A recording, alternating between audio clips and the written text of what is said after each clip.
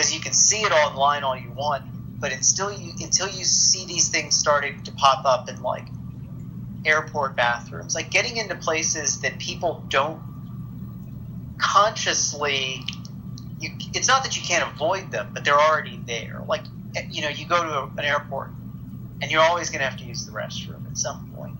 So you start seeing a product in a place that you didn't expect it to, but it starts catching on. And that, in terms of selling it to our client, whether it's a developer doing a big building or particularly for a residential client, is you have to be able to not only talk about the product's reliability, but just how it works. Like a toilet could totally fail as a product based on just people not liking to use it.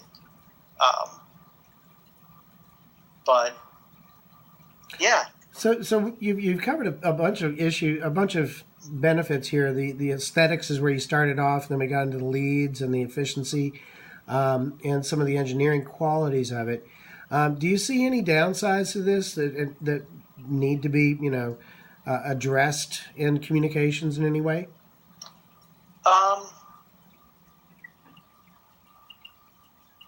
Or concerns? Maybe not a downside, but a concern?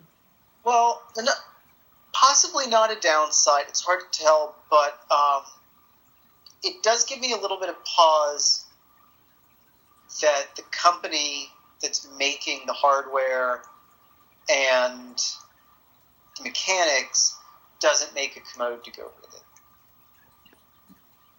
There's just, and it's something, it could just be, a lot of it could be bias of not really having dealt with it before or seen it as much, but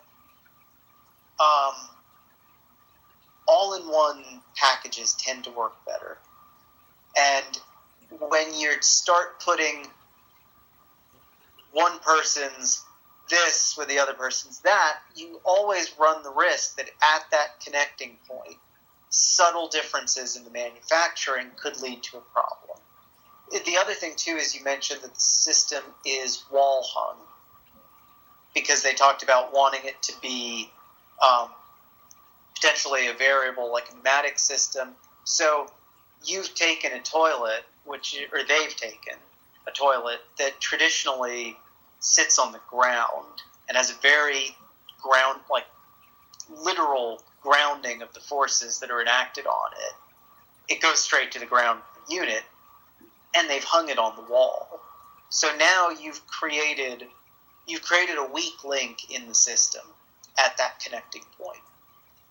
So while the system contained with itself has been thoroughly vetted in terms of the valve connections and how that works, if a company doesn't have a toilet that they've made that goes with it, or potentially doesn't have ones yet specifically designed to work with that system,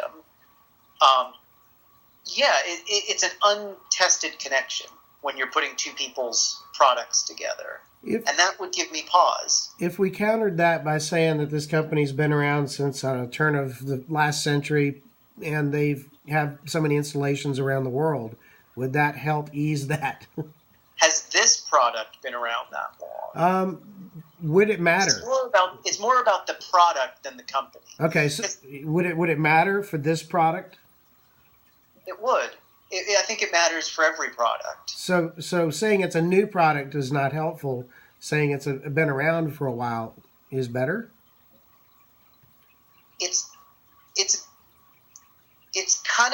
a double-edged sword. Like you can't have it both ways. You're never going to get the benefits of a new product and the reliability and known results of something that's been around for a long time.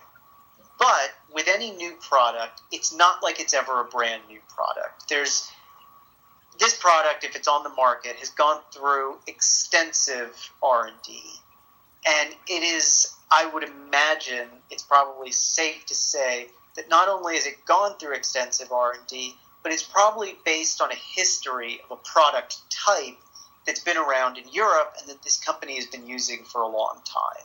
That this isn't basically a new iteration or an upgrade to it.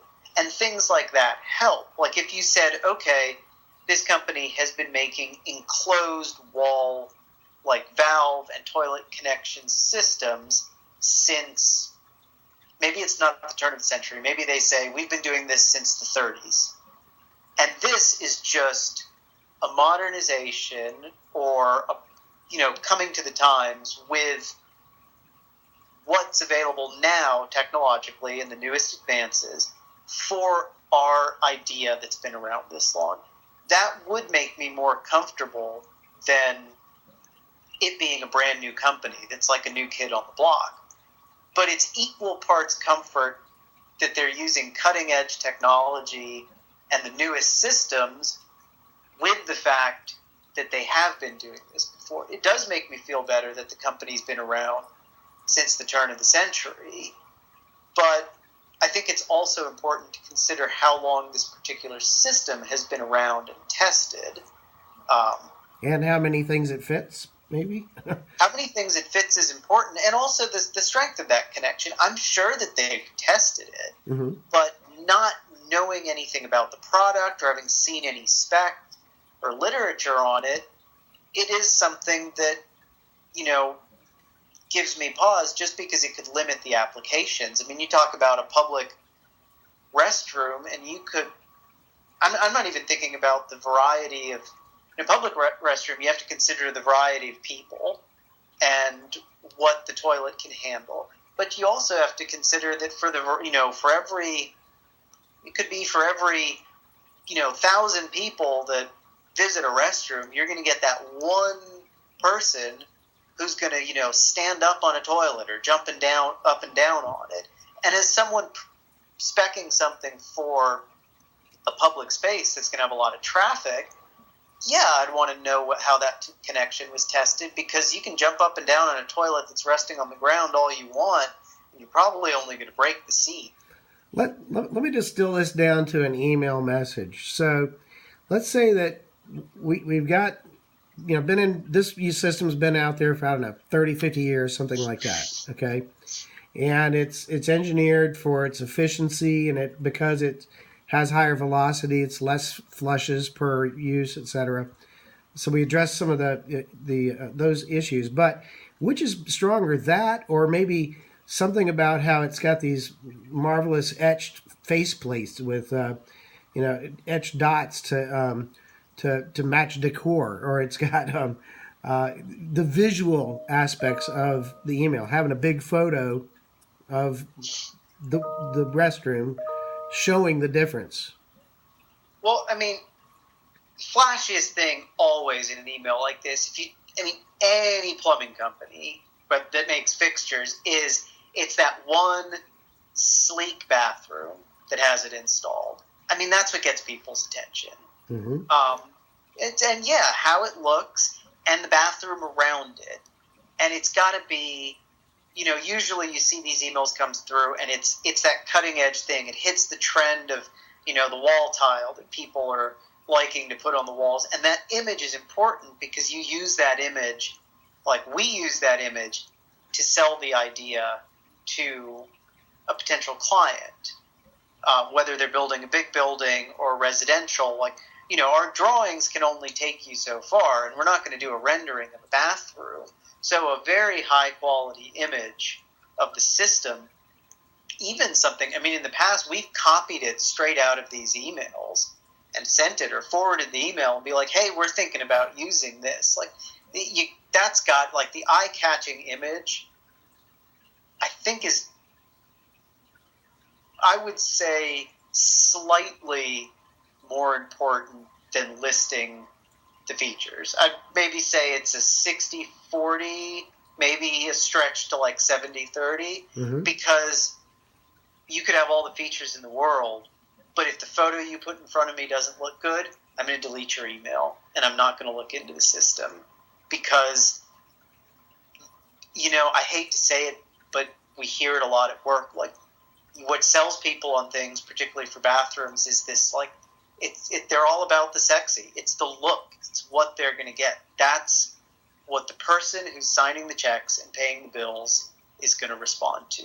it's our obligation to ensure that we're giving them the efficiency and all of the great reliability and durability of the product, but in the end, it's the picture that sells the person that sells it to the person that we need to convince. Awesome. Any other final comments for this this client?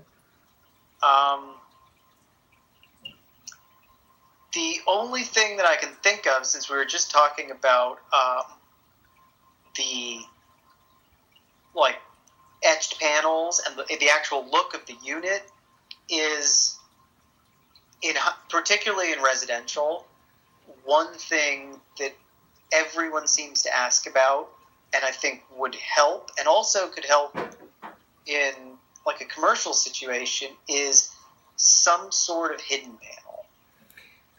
Something, and they may already have it, but something where you could put like drywall or tile so that all you see is that thin metal line that delineates the panel, or, you know, the line from where the commode raises and lowers if it has the pneumatic system, and like your basic controls, if there are any. Mm-hmm. The more that people don't see these things, the more they really... to be able to sell someone on the idea that not only does it disappear into the wall, a majority of the toilet, but that it really disappears into the wall, particularly in a residential setting, is, I think, incredibly important. It's a big selling point.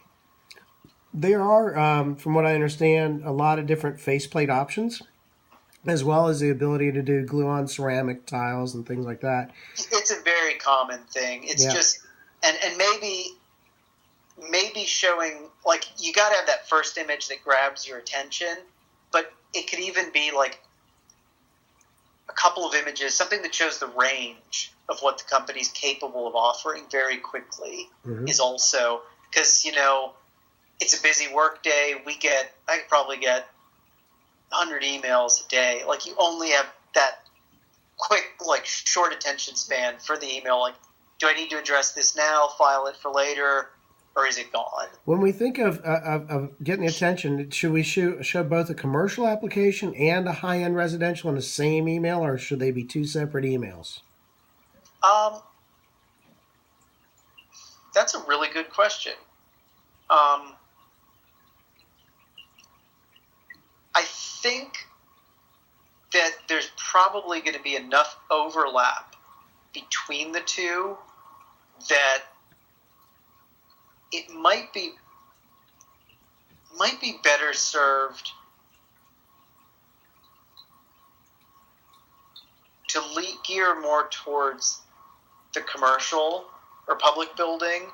I think that it's an easier application for product, but something as simple as showing like a panel that's tile or drywall, something that's just not metal, I think makes the easy leap to it being used as a residential application. And it might be hard to differentiate. It might also skew the like group of people that emails are going to, because it's not like there are a lot of single serving firms where they are specialized, not single serving because they do so much. But oftentimes, like there are a lot of firms, especially like smaller to medium firms, that are more like jack of all trades firms.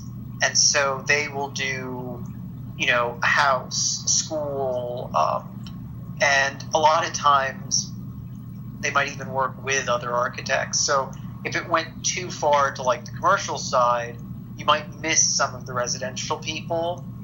But if you tried to put it in two categories, it might be difficult to like take a cross section of architecture firms and really slice it up into what they do.